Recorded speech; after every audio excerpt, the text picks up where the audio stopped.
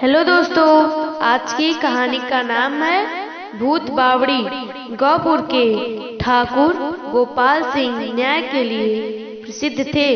प्रजा को वह पुत्रवत प्यार देते थे, किंतु उनका छोटा भाई भभूत सिंह बहुत क्रूर स्वभाव का था। न जाने कब और किस बात पर उसे क्रोध आ जाए, कोई नहीं जान सकता था। गांव के लोग उससे बहुत डरते थे। ठाकुर ने उसे जमींदारी की देखभाल का काम सौंप रखा था। जहां गौपुर की सीमा प्रारंभ होती थी, वहीं पर ठाकुर ने राहगीरों के पीने के लिए एक खूबसूरत बावड़ी बनवाने का निश्चय किया।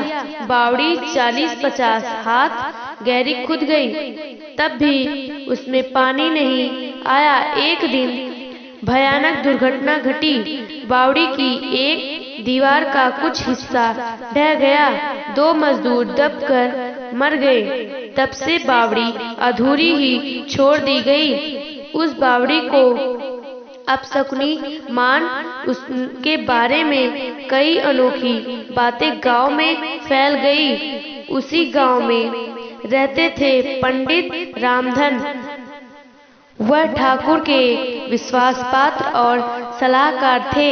एक दिन वह अपनी घोड़ी पर बैठकर किसी गांव में पूजा पाठ करने गए, तो वापस लौटकर नहीं आए। कई दिन हो गए, ठाकुर तक बात पहुंची। खूब खोजबीन कराई गई, कुछ पता नहीं चला। 10वें दिन उनकी जूतियां और पगड़ी उस बावड़ी की सीढ़ी पर पड़ी पाई गई। बावड़ी की सीढ़ियों पर घोड़ी भी मरी हुई मिली। उनके इकलौते बेटे ने सिर पीट लिया। एक सुबह भभूत सिंह उस बावड़ी के पास मूर्छित पाया गया। जमींदार के आदमी उसे उठाकर लाए। उसने बताया, मैं सुबह घूमने निकला। बावड़ी की ओर से किसी के चीखने चिल्लाने की आवाजें सुनाई दी। वे बावड़ी के पास पहुंचा तो वहां कोई नहीं था। भीतर झांक कर देखा तो अंदर से आग की लपटें निकलने लगी। घोड़े को मोड़ा मगर वह अड़ गया। सामने आंख उठाई, देखा तो क्या हूँ, तो भूतों ने मेरा रास्ता रोक रखा है। उसने सिर पर बकरे की तरह के सींग थे। पूरा शरीर रीछ की तरह बालों से ढका हुआ था। उन्होंने मुझे एक ही झपटे में घोड़े से नीचे खींच लिया। फिर क्या हुआ मुझे मालूम नहीं। यह सुनकर गौपुर की क्या हालत हुई। आसपास के गांवों में भी भूत बावड़ी का भय फैल गया। इस घटना को 10 दिन भी नहीं बीते, अचानक ठाकुर गोपाल सिंह भी लापता हो गए। तीसरे दिन उनका घोड़ा बावड़ी के पास मरा पाया गया। ठाकुर गोपाल सिंह के कोई संतान नहीं थी। अब भभूत सिंह को ही ठाकुर के पद पर सुशोभित कर दिया गया। उसके जमींदार बनते ही गांव पर जैसे मुसीबतों का पहाड़ ही टूट पड़ा। एक ओर भूत बावड़ी का आतंक उन्हें रात भर सोने नहीं देता, तो दूसरी ओर भभूत सिंह के आतंक से गांव वाले परेशान थे। नगर पंडित जी के बेटे सूरज को भूत प्रेत में विश्वास नहीं था। एक दिन सूरज मुंह अंधेरे बिना किसी को कुछ बताए भूत बावड़ी के पास पहुंचा। वह सीढ़ियां उतरने लगा। 1 सीढ़ी, 2 सीढ़ी, 3 सीढ़ी। वह सीढ़ियां उतरता ही चला गया, मगर भूत नहीं आया। आगे अंधेरा था, सीढ़ियां भी उसे साफ नहीं दिख रही थी। तभी उसे ठोकर लगी। वह लड़खड़ाकर दीवार से टकराया। दीवार पर लोहे के कड़े जैसे कोई चीज उसके हाथ में आ गई। उसने कसकर पकड़ लिया। वह कड़ा एक दरवाजे का था। खट की आवाज हुई और वह एक रास्ता बन गया। हल्का सा उजाला भी देख पड़ा। सामने एक सुरंग थी। सबको बड़ा आश्चर्य हुआ। वह सुरंग के रास्ते आगे बढ़ा। आगे चलकर उसने एक और दरवाजा दिखा। उसे धक्का दिया तो वह खुल गया। भीतर दो मसाले जल रही थी। मसालों की रोशनी में एक आदमी दिखा। उसके हाथ पैर रस्सी से बंधे हुए थे। उसे भूत समझा। वह चीखने ही वाला था कि उस आदमी को पहचान लिया। वह ठाकुर गोपाल सिंह थे।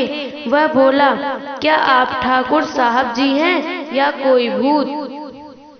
ठाकुर ने आंखें उठाई। लाल लाल आंखें, दाढ़ी बढ़ी हुई, वैसी ही बड़ी बड़ी मूछें। वह बोला, कौन?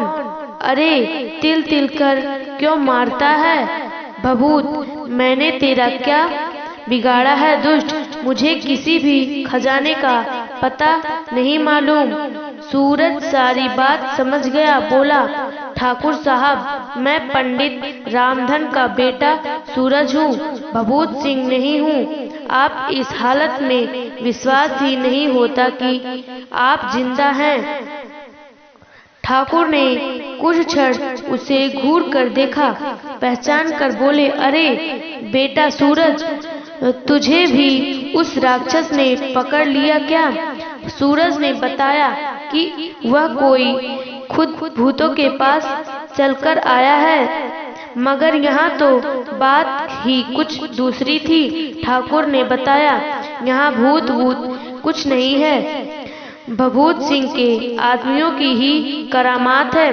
सब ठकुराए के लोभ में आकर उसने मुझे यहाँ कैद किया है। अब तक खजाने का पता पूछने के लिए ही मुझे जिंदा रखा है। शायद पंडित रामधन को भी खजाने का पता पूछने के लिए ही पकड़ा होगा। अभी दोपहर तक यहाँ कोई नहीं आता। दोपहरी बाहर उसके आदमी खाना ले आते हैं। सूरज ने जल्दी जल्दी आंखें बंधन खोली। बोला, ठाकुर साहब, भगवान ने चाहा तो हम बच निकलेंगे। यहाँ चलो, सुरंग है, यहाँ लोग कैद होंगे। यहाँ से आगे थोड़ी दूर एक नदी बहती है, उधर से ही भभूत सिंह के आदमी आते हैं। सूरज ने कहा, पहले आप तो बाहर निकलिए, दूसरों को छुड़वाने का भी उपाय कर सकेंगे। वे वहाँ से बाहर आए। सामने नदी बह रही थी। तैरकर दूसरे किनारे पर पहुँचे। पास ही कोसीथल गांव था। वहां के ठाकुर उम्मेद सिंह को सारी स्थिति बताकर मदद मांगी। उम्मेद सिंह ने 20-25 आदमी कैदी आदमियों को छुड़वाने के लिए भेज दिए। कुछ लठौते को साथ लेकर ठाकुर गोपाल सिंह व सूरज के साथ गौपुर गांव की ओर दौड़ पड़े। भभूत सिंह अपने साथियों के साथ बैठा गप्पे हाँक रहा था। ठाकुर ने उसे आकर घेरा। ठाकुर को जीवित देख वह चौंका। ठाकुर गोपाल सिंह तलवार की नोक उसकी छाती से लगाकर गरजे, तू भभूत नहीं, जिंदा भूत है। ले दुष्ट, तेरी काली करतूतें अब छिप नहीं सकेंगी। उन्होंने हुक्म दिया, गिरफ्तार कर लो इसे। बावड़ी से कोई आदमी को कैद से छुड़वाया गया। पंडित रामधन भी उनमें से थे। भभूत सिंह का मुंह काला करके सारे गांव में घुमाया गया। फिर जमींदारी से बाहर निकाल दिया गया। वह जहां भी जाता लोग उसे धिक्कारते और भगा देते। वह भटकता भटकता कहां गया कुछ पता नहीं। तो दोस्तों, इस कहानी से हमें ये शिक्षा मिलती है कि हमें लोभ नहीं करना चाहिए। ऐसी ही कहानी देखने के लिए चैनल को सब्सक्राइब करें। Thank you.